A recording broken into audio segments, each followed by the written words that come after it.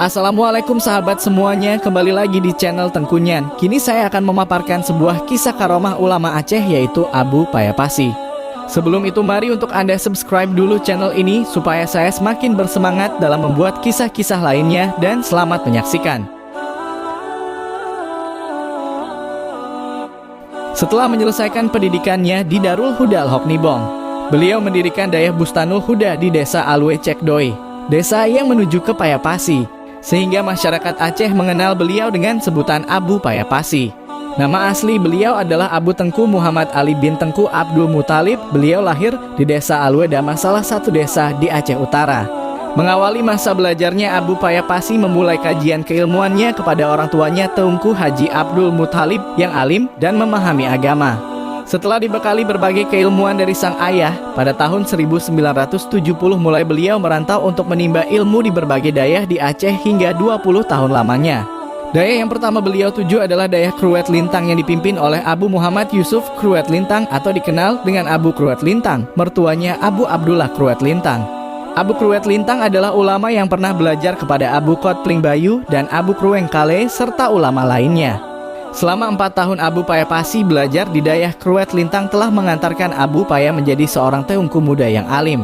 Rentang 1974 sampai 1976 Abu Payapasi mulai mengajar di Dayah Darus Sa'adah cabang Julok bersama pimpinan dayah tersebut Teungku Haji Kamarudin.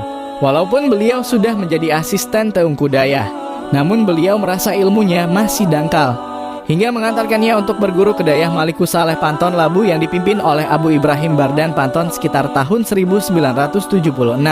Dayah Panton pada tahun 1976 baru mulai dirintis oleh Abu Panton sepulang belajar dari Dayah Mudi Mesra Samalanga yang dipimpin Abon Samalanga.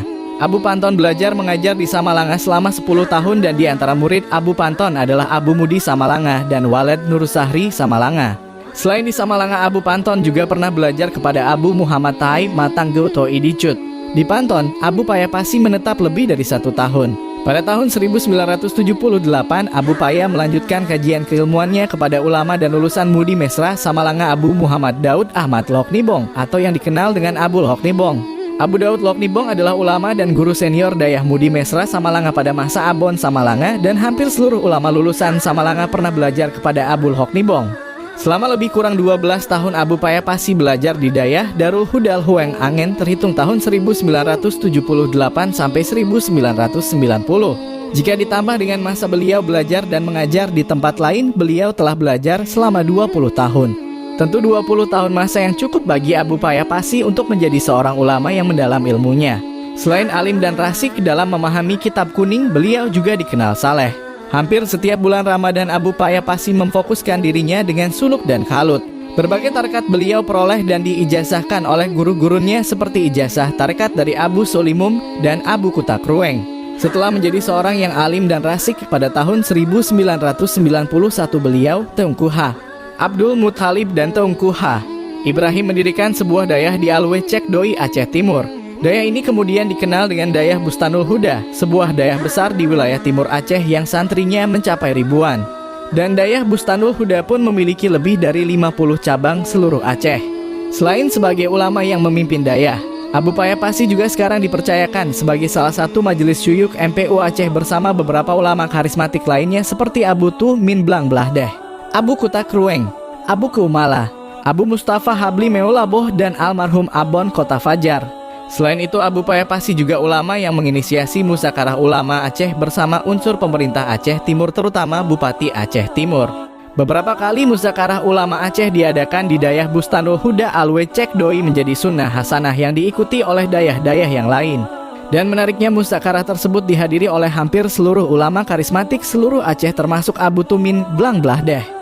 Tentu dengan kiprah yang luas tersebut, Abu Payapasi telah mengajarkan masyarakat untuk terus-menerus mencintai ilmu pengetahuan. Walaupun beliau alim tasawuf, beliau juga ikut andil dan terlibat aktif dalam muzakarah yang diadakan. Beliau adalah ulama yang mencintai ilmu dan mengamalkannya. Dalam sebuah unggahan video YouTube dalam salah satu pengajian yang dilaksanakan, Abu Payapasi menjelaskan sanad keilmuan beliau hingga sampai ke Rasulullah SAW. Dan menariknya, sanad keilmuan tersebut beliau hafal dengan baik dan beliau menjelaskan satu persatu tokoh ulama yang ada dalam sanad keilmuan beliau hingga sampai ke sahabat Rasulullah Abdullah ibn Umar bin Khattab. Karena kebaikan dan kesalehan yang melekat pada dirinya, Abu Payapasi sering dimohon doanya. Sekianlah, semoga bermanfaat bagi Anda semuanya. Jangan lupa subscribe. Wassalamualaikum.